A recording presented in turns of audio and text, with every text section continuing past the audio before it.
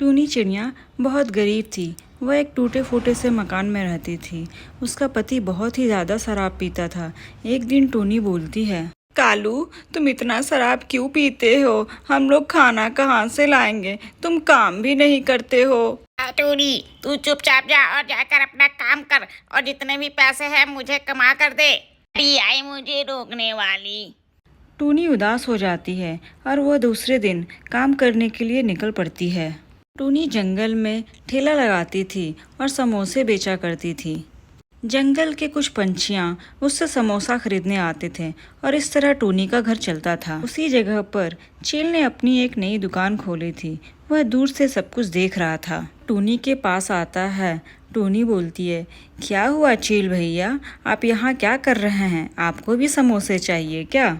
और टूनी, तेरे वजह से मेरा दुकान नहीं चलेगा। तू अपना दुकान ले जाकर कहीं और लगा, वरना मैं तेरा दुकान तोड़ दूंगा। चील भैया, कृपा करके आप मेरी दुकान मत बंद करवाइए। इसी दुकान की वजह से मेरा घर चलता है। मैं बहुत ही गरीब घर से हूँ। टूनी, मुझे कुछ पता नहीं है। तू अपना दुकान 3-4 दिन के अंदर बंद कर दे, नहीं तो मैं तोड़ दूंगा। यह कहकर चील वहाँ से चला जाता है। टूनी चिड़िया उदास हो जाती है और सोचने लगती है, अब मैं क्या करूँगी अगर चील ने मेरा दुकान तोड़ दिया तो। शाम होते ही वह दुकान बंद कर अपने घर पहुँचती है और अपनी बेटी को ये सारी बातें बताती है। दोनों बहुत ही ज़्यादा दुखी होते हैं। टूनी सोचती है कि वह कालू से बात करेगी, लेकिन जब वह कालू के पास आती है तो कालू बोलता है, टूनी, मुझे कुछ पैसे चाहिए। तू मुझे पैसे दे, नहीं तो मैं तुझे घर से निकाल दूंगा। टूनी कुछ नहीं बोलती है और सो जाती है। दूसरे दिन जब वह दुकान पहुंचती है तो चील वहां आकर उसे बोलता है, टूनी, मैंने तुझे मना किया था ना यहाँ दुकान लगाने के लिए। तू अपना दुकान बंद नहीं करेगी। तू ऐसे नहीं मानेगी। रुक, मैं बताता हूँ। बोलती है, भैया प्लीज़ आप मेरी दुकान बंद मत करवाइए। मेरी एक छोटी सी बेटी है, मैं उसे कहाँ से खाना खिलाऊंगी। चील गुस्सा जाता है और टूनी चिड़िया के समोसे और ठेले को नीचे गिरा देता है और बोलता है, तू यहाँ से निकल, नहीं तो मैं तुझे भी मार डालूंगा। टूनी बेचारे रोने लगती है और रोते रोते बोलती है, भैया अब मैं कहाँ से पैसे लाऊंगी। वह घर जाती है और बेटी के साथ रोने लगती है। दोनों माँ बेटी रोते हैं। कुछ देर बाद कालू कौआ आता है और टूनी को बोलता है, टूनी, तुम रो नहीं, मुझे कुछ पैसे दो। मैं बाहर जाऊंगा और बिजनेस स्टार्ट करूंगा। चिड़िया कालू पे भरोसा कर लेती है और जो भी जमा पूंजी उसके पास थी वह कालू को दे देती है और माँ बेटी आराम से सो जाते हैं। दूसरे दिन जब दोनों उठते हैं तो टूनी की बेटी बोलती है, माँ तुमने पापा को देखा है क्या? वो सुबह से दिखाई नहीं दे रहे हैं। पूरा घर देख लेती है लेकिन उसे कालू नहीं मिलता है। वह रोने लगती है और बेटी को बोलती है, लगता है कालू जो भी जमा पूंजी रखा हुआ था उसे लेकर भाग गया।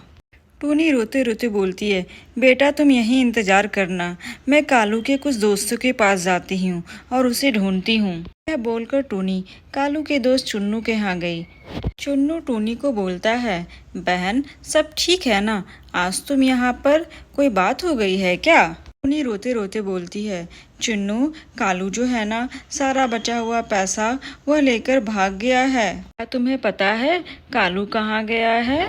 चुन्नी बोलती है, मुझे कुछ नहीं पता है बहन। टूनी वहाँ से उदास होकर अपने घर चली जाती है। इसी तरह कुछ महीने बीत जाते हैं। टूनी जैसे तैसे करके अपना गुजारा कर रही होती है। एक दिन टूनी के पास खाने के लिए सिर्फ एक ही रोटी थी। टूनी उसे अपने बच्ची को दे देती है।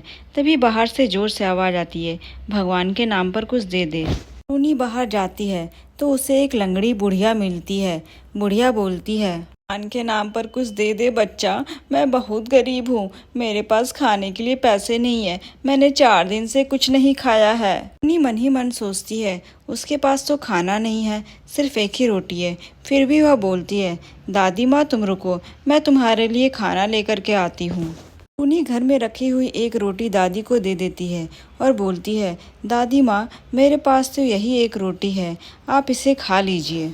दादी माँ बहुत खुश हो जाती है और उसे आशीर्वाद देती है।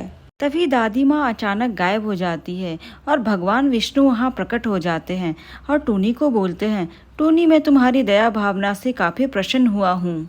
मैं तुम्हें एक जादुई गुलाब का घर देता हूँ। उस गुलाब के घर में सब कुछ है, तुम वहाँ खुशी खुशी रहना। यह कहकर भगवान विष्णु वहाँ से चले जाते हैं। टोनी उस गुलाब के घर को देखकर बहुत ही ज़्यादा खुश हो जाती है और बोलती है, वाह इतना सुंदर घर। घर के अंदर जाती है, वहाँ सोने चांदी और फल सब्जियाँ देखकर खुश हो जाती है और मन ही मन सोचती है, अब मैं ज़िंदगी भर आराम से काटूंगी और दूसरे की मदद भी करूंगी।